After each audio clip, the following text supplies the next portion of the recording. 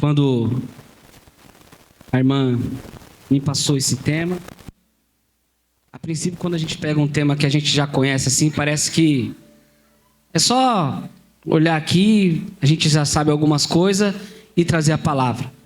Mas quando fui me aprofundar na palavra, ouvi o que o Senhor estava dizendo sobre essa palavra, o Senhor logo de cara me deu um tema. Eu quero dividir com os irmãos o tema que o Senhor me deu nessa noite. É um tema transitório, porque eu creio que ele não vai ficar em nossas vidas. Quando eu comecei a ler essa palavra, imaginando aqueles ossos sequíssimos, né? O Senhor me falou assim: por que chegamos nessa situação? Muitas das vezes o pastor fala que a gente não deve dizer o porquê, mas sim o para quê. Mas a palavra hoje vai nos dizer por que chegamos nessa situação. Porque, como foi falado nessa noite, a palavra do Senhor, ela é tão poderosa. Essa palavra foi escrita há milhares de anos atrás. Mas é como se ela fosse escrita nesse mesmo dia, nesse mesmo horário e para as pessoas que estão aqui. E quando eu comecei a me perguntar por que chegamos nessa situação, eu fui me aprofundar um pouco mais na palavra. Peço para os irmãos ter paciência. Vamos pregar a palavra direcionada pelo Senhor. E a palavra do Senhor que me trouxe o início de tudo isso. Sabemos que Saul foi escolhido como rei. E ele, por um tempo, ouviu a voz de Deus, seguiu os conselhos do Senhor, mas depois se desviou. E depois veio Davi, um reino a qual o Senhor chamou Davi de segundo o coração de Deus. Mas não porque Davi era perfeito, porque sabemos dos pecados que Davi cometeu. Depois veio seu filho Salomão, aquele que podia construir o templo. E quando vemos a palavra do Senhor, essa construção, vemos que o povo ali, eles andavam juntos. Andavam, a tribo não era dividida. Só que aí Salomão morre. E vai reinar agora o seu filho, Roboão. Sabemos também que a palavra nos ensina que seu filho, que Salomão, ele já vinha pecando contra o Senhor. Ele já vinha fazendo alianças a qual o Senhor não tinha ordenado a ele fazer. E por isso, o seu reinado no final não foi como o Senhor imaginava.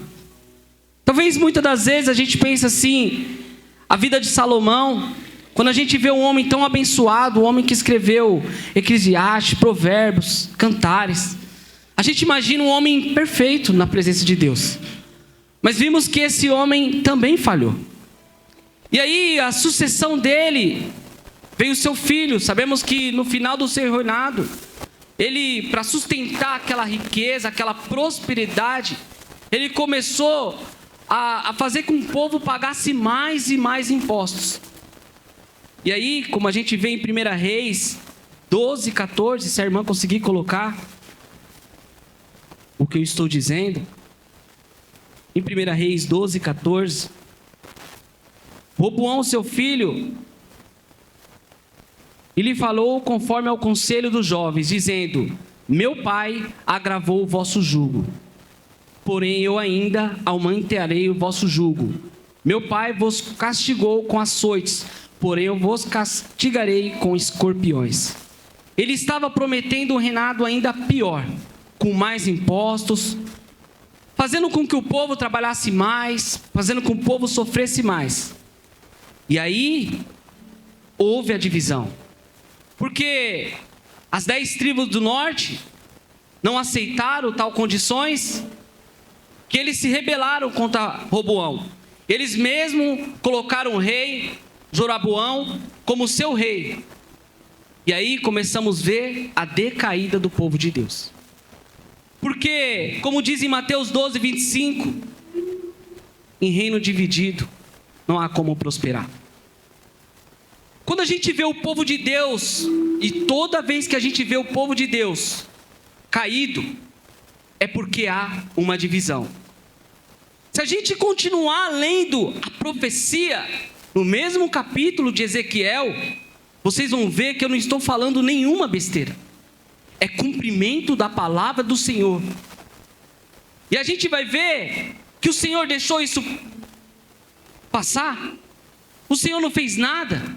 Ele ficou só olhando, vendo o povo cair. Pelo contrário, irmãos, Ele levantou profetas, homens de Deus, que se levantaram para que o povo não caísse. Mas como lá atrás e como hoje, os ouvidos do povo estavam agravados. Não queria mais ouvir a voz do Senhor. Quando a gente ouve a profecia do Senhor, Ele diz o quê? Ouve a palavra. Ouve a palavra. Não tem como a gente começar a ter esse espírito, a qual eu vi agora há pouco, se não ouvir a palavra. E agora a gente vai entender que se levanta alguns profetas para profetizar que o povo vai cair. É como se dissesse: você vai cair, não vai por aí. É como o amor de Deus, de alguma forma, fosse nos alertando: não vai por essa direção. A gente já sabe do final. A gente acabou de ler. Os ossos eram sequíssimos. Por quê? Não ouviram a palavra do Senhor. O Senhor, Ele se agrada quando a gente ouve a palavra dEle, quando a gente tem obediência à palavra dEle. Ele não se agrada com sacrifícios. Sacrifícios é necessários, mas o Senhor, Ele se agrada para quem ouve a palavra dEle. E aí quando a gente vê aqui, eu peguei alguns exemplos, no Reino do Norte, profeta Oséias, capítulo 11, coloca para nós, irmã, por favor. Olha só o amor de Deus, irmãos. Olha só como o Senhor nos ama. Olha só o cuidado que Ele tem com nós. Oséias capítulo 11. Pode começar no seu versículo 1. Tenha paciência, irmãos, a gente vai chegar onde todos querem nessa noite. Olha só o amor de Deus. Quando Israel era menino, eu o amei. E do Egito chamei o meu filho. Ele está falando de nós também. Ele tirou nós do lamaçal do pecado porque Ele nos amou. Nós não fizemos nada por isso, mas Ele nos amou. Versículo 2. Mas como o chamavam assim, se iam da sua face, sacrificavam balaíns e queimavam incenso à imagem de escultura. Todavia eu ensinei a andar Efraim, tomando pelos seus braços, mas não entenderam que eu os curava. Atraí-vos com cordas humanas, com laços de amor. E fui para eles como os que tiram o jugo de sobre as suas queixadas, e lhes dei mantimento. O Senhor nos mantém com o seu amor dia e noite. A palavra dele nos fala isso. Dia de noite Ele mantém seus mantimentos, a palavra, que é como mantimento para nós se tornar vivos. Não voltará para a terra do Egito, mas a Síria será seu rei, porque recusaram a converter-se. Uma pausa aqui. Quando o templo, no seu auge, quando foi a criação do templo, Salomão, o Senhor encheu aquela casa da sua glória, lembra? Os sacerdotes não podiam ficar lá, porque a glória do Senhor era muito grande. Sabe o que eu entendo com isso? Quando a gente está cheio de Deus, não tem espaço para o meu eu. Não tem um espaço para eu fazer o que eu quero. Porque a glória do Senhor, o templo agora é nosso corpo, é onde Ele nos visita, é onde Ele nos possui. E não tem espaço para mais nada. E aí o Senhor, sabendo que o povo era obstinado, não se engane, nós somos obstinados a fazer o que é mal aos olhos do Senhor. Ele fala lá em 2 Crônicas 7,14. E se meu povo se chama pelo meu nome, se arrepender dos seus maus caminhos, se converter, o que Ele vai fazer por nós? Ele vai nos abandonar? Ele já sabia que nós erramos. Ele já sabia que o povo ia pecar contra Ele. Mesmo que estava cheio de alegria, mesmo que a glória do Senhor tomou aquele lugar, Ele sabia que em algum dado momento a gente ia deixar a face dele. Assim é nós, irmãos. Quando a gente aceita Jesus, a gente fala o quê? Jamais vou voltar para trás. De forma alguma eu recuarei. Mas aí começam as lutas, começam as dificuldades, começam os apontamentos, começa tudo que nós nunca imaginaríamos na casa de Deus. Isso vai nos afastando da presença de Deus, porque isso criou uma divisão entre nós. E nós não entendemos por que estamos fracos espiritualmente, porque falam que essa geração é fraca, porque não há comunhão, não há concordância. E de forma alguma o Espírito Santo de Deus vai estar no meio de nós. A gente tem que entender por que chegamos nessa situação.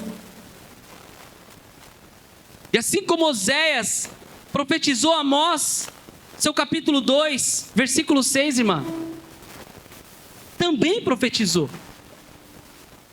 Por vários profetas, a palavra do Senhor foi alertando ao povo sobre a queda.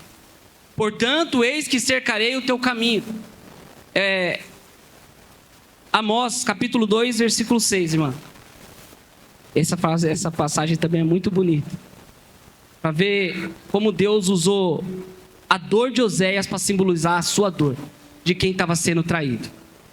Assim diz o Senhor: por 3 transgressões de Israel, e por 4 não retirarei o castigo, porque vende o justo por dinheiro, e o necessitado por um par de sapatos.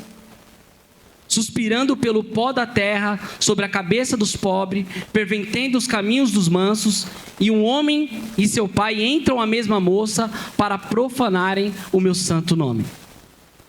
E se deitam junto a qualquer altar sobre roupas empenhadas, e na casa dos seus deuses bebem vinho do que tinham mutado. Todavia, eu destruirei diante dele o amorreu, cuja altura era como a altura dos cedros, o que era forte como os carvalhos, mas destruirei o seu fruto por cima e as suas raízes por baixo.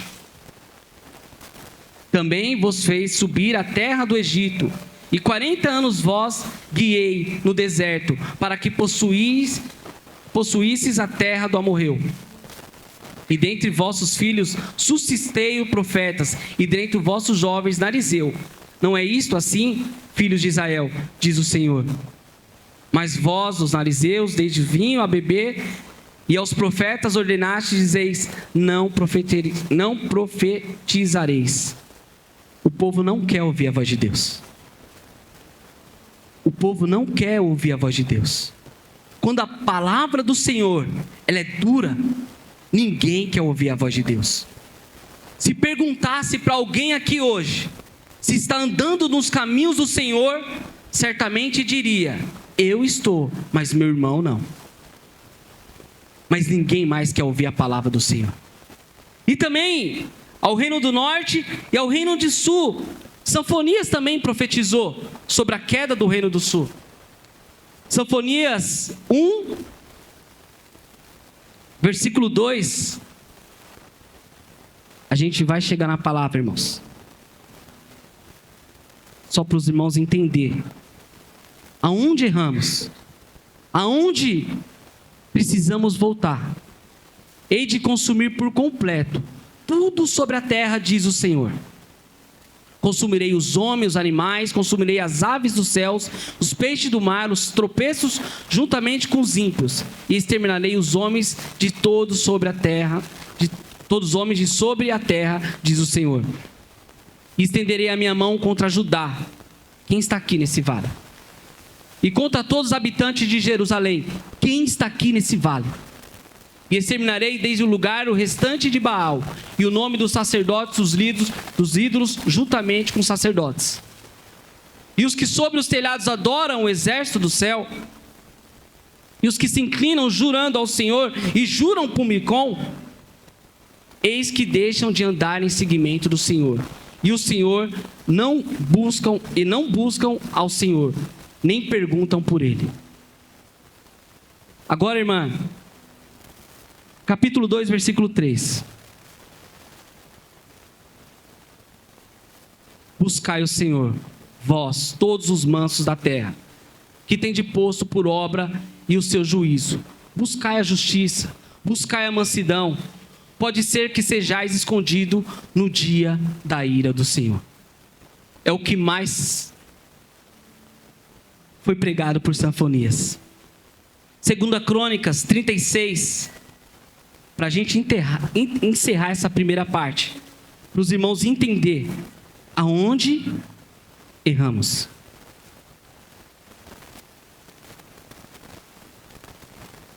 Então, povo, 36, 15, versículo 15.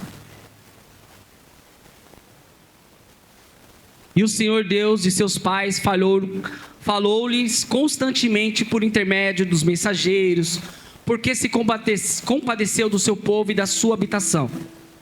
Eles, porém, zombaram dos mensageiros de Deus e desprezaram as suas palavras e morfaram dos seus profetas, até que o furor do Senhor tanto subiu contra o seu povo, que mais nenhum remédio houve. Porque fez subir contra eles o rei dos caldeus, que os matou, os seus jovens à espada, na casa do seu santuário. E não teve piedade nem de jovens, nem das donzelas, nem dos velhos, nem dos decrépitos. A todos entregou a sua mão. O Senhor tentou de todas as formas. Muitas das vezes estamos lendo a palavra do Senhor, estamos pregando a palavra do Senhor. Pessoas zombam de nós. Pessoas desprezam a palavra do Senhor. Pessoas não querem ouvir a palavra do Senhor. Mas isso não é contra mim. Samuel teve esse sentimento quando o povo não quis ele como sacerdote. Mas Deus falou para ele: Samuel, eles não desprezam a ti, desprezam a mim. Muitas das vezes não entendemos o que passamos, mas agora vamos compreender o chamado de Ezequiel.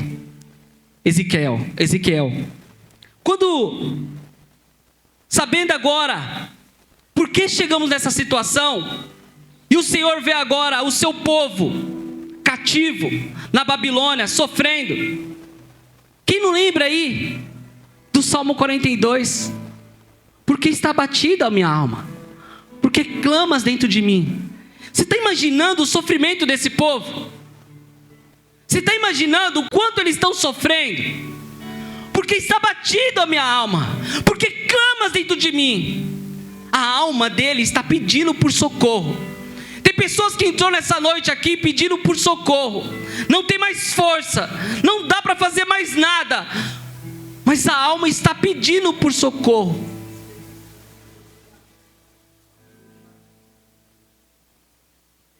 Tem muita gente pedindo por socorro nessa noite. Tem muita gente aqui que não tem mais força para caminhar. Tem muita gente aqui que fala: eu não sei o que fazer mais, já tentei de tudo.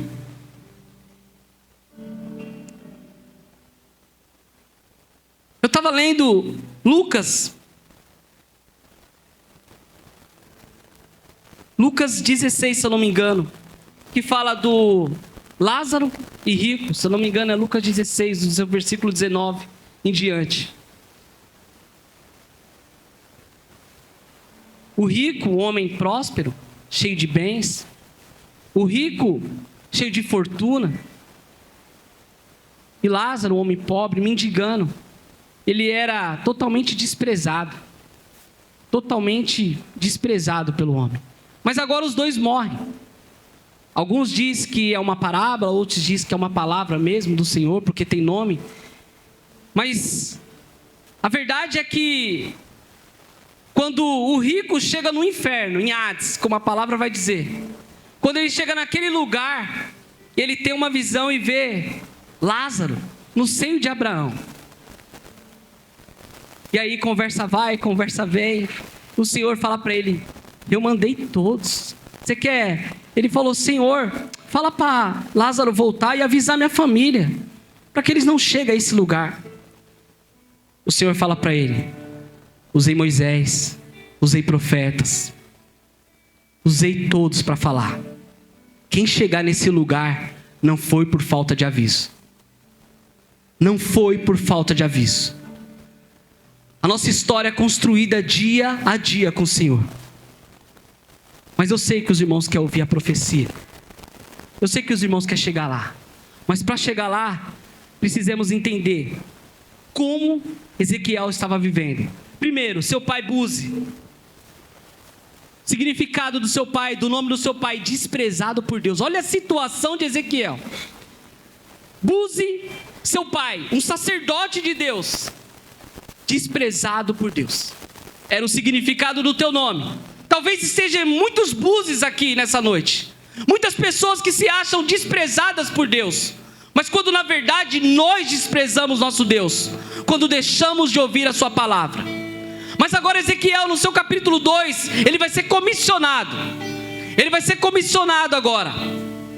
E a primeira coisa que o Senhor fala para ele: levanta-te, levanta-te, levanta-te. O Senhor quer que o povo dele levanta-te. E aí sim, ele vai colocar o Espírito. E assim ele vai fazer com que nós sejamos atalaia deles.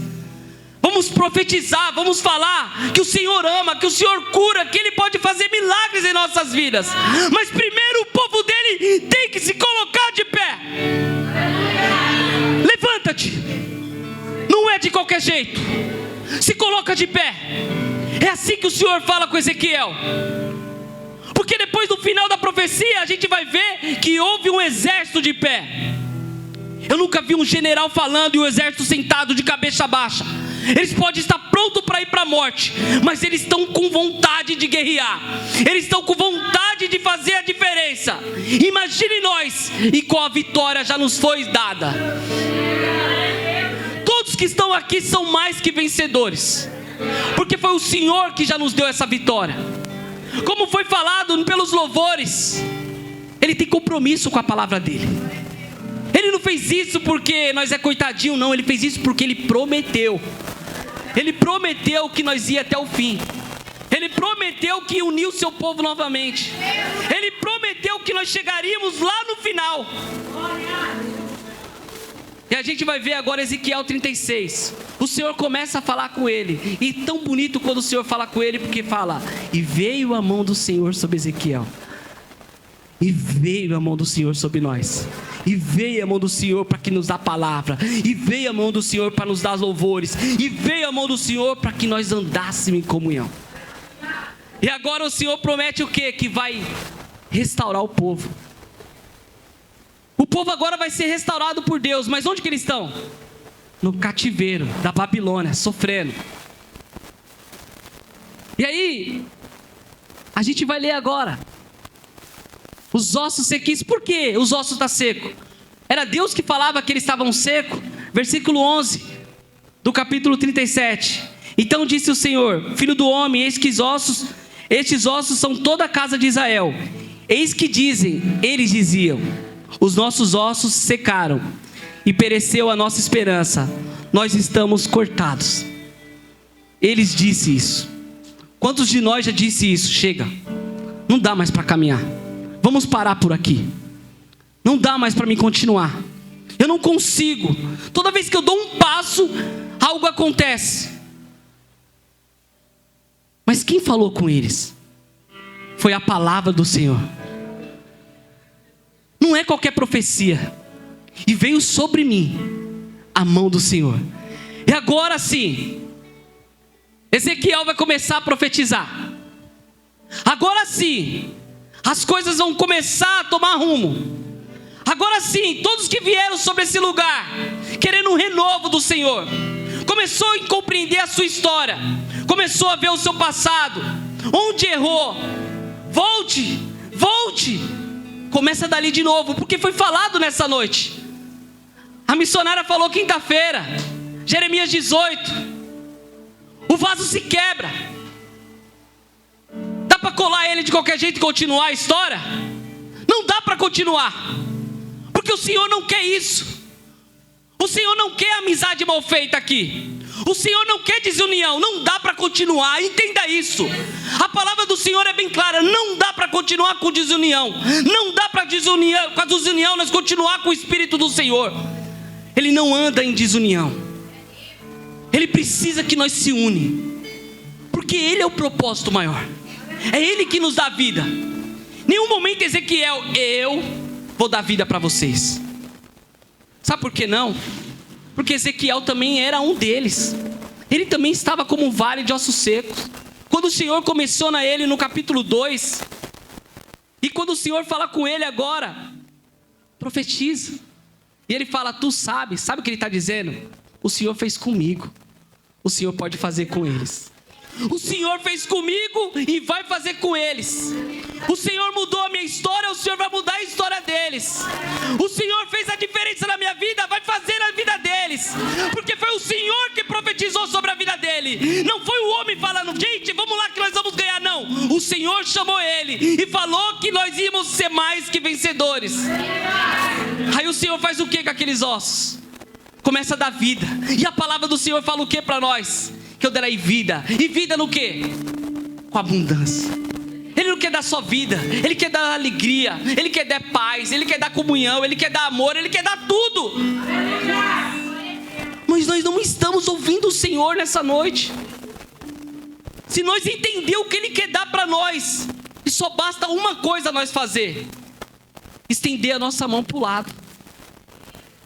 Porque a mão que nós vamos pegar é do Espírito Santo. Quando você carrega alguém, você está carregando o Espírito Santo. A gente tem que entender que essa profecia é para um povo que estava morto.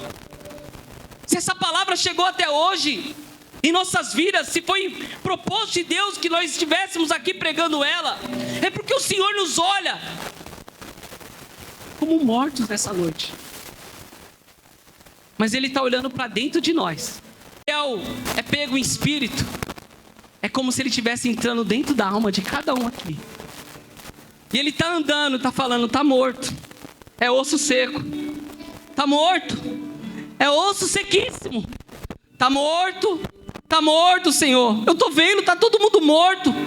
Mas o osso aqui, Senhor, está morto. Profetiza. Aí eu acho que ele lembra. Eu também estava morto. Eu também estava morto e o Senhor me restaurou. E agora o Senhor vai restaurar. Restaura ele, restaura ele, restaura ele, restaura ele, restaura ela, restaura ele, restaura cada um. E agora a gente vai entender. Profetiza agora. Não é sobre você, é sobre a tua alma. Vale de ossos secos, acabou. Não tem mais, porque o Senhor agora vai mudar a história do povo. Foi Ele que levou até aquele lugar. Foi Ele que fez o povo agora se enxergar. Foi Ele agora que fez o povo entender que sem obediência à palavra dEle, não tem como ter vida. Porque quando Ele fala assim, ouve a palavra, eu vou para João 1. O verbo se fez carne. O verbo estava com Deus. O verbo era Deus. A palavra de Deus é o nosso próprio Jesus Cristo em nossas vidas. É o Espírito Santo que Ele nos dá. Ele diz assim, eis que vou, mas deixa o outro, o Consolador, o Espírito Santo. O Senhor Jesus Cristo naquele momento, o Senhor Deus naquele momento está falando para o povo: vocês estão mortos, mas vão reviver. Vocês estão mortos, mas vão reviver. Quem está morto hoje vai reviver. Quem estava parando vai continuar. Quem achou que não dava mais vai continuar. Não é porque eu estou falando, não é porque eu vim aqui que eu acho que tem que ser assim. É porque a palavra do Senhor nos fala. Ouve a palavra do Senhor, que cada um de vocês vão reviver. Mas irmão, você trouxe todo um contexto de união. Para que isso? Será que estamos tão errados assim? A continuação da palavra, ele simboliza 2 pauzinhos: Judá e José e Efraim. Ele simboliza 2, fala para Ezequiel: pega 2 paus e escreve Judá, José, Efraim. Mas Senhor, o que isso quer dizer? Eu estou unindo o povo agora. Eu estou unindo o povo agora. Ele ainda não pôs o Espírito dele, o Espírito Santo ele não pôs no povo ainda. Ele ainda não pôs, porque ele deu vida. A vida que ele deu foi a mesma vida que ele deu para Adão. O fôlego de vida. Ele deu a chance, sabe? Ele deu para nós a segunda chance. Ele deu a segunda chance para cada um de nós nessa noite. Sabe a importância da segunda chance? Lembra que eu li, que eu falei sobre Lázaro rico? Ele não teve a segunda chance. Ele não quis ouvir e acabou para ele. Mas você hoje tem a segunda chance. Você está ouvindo a palavra do Senhor. Você tem a oportunidade de ser diferente. E o Senhor quer que nós fazemos isso com união. A gente tem que entender, o Senhor quer que nós fazemos isso com a união. Ele vai pegar tribos diferentes e vai unir nessa noite. Ele vai fazer com que o mal acabe por terra nessa noite. Porque Ele vai unir o que está quebrando a casa do Senhor. E Ele vai fazer de novo que o povo se torne um só. Talvez a gente pergunte, essa profecia aconteceu? Esdras tentou, Neemias tentou, Zorobabel tentou. Mas o povo sempre voltou atrás. Em 1948, a ONU declarou o povo de Israel. Em 14 de maio de 1948, a ONU declarou o povo de Israel uma nação novamente. Não tem mais agora 12 tribos. Existe um país unificado. A primeira parte da profecia se cumpriu. A segunda parte da profecia vai vir na segunda volta de Jesus Cristo. É Ele que vai colocar, de novo, nós em completa união, num lugar chamado céu.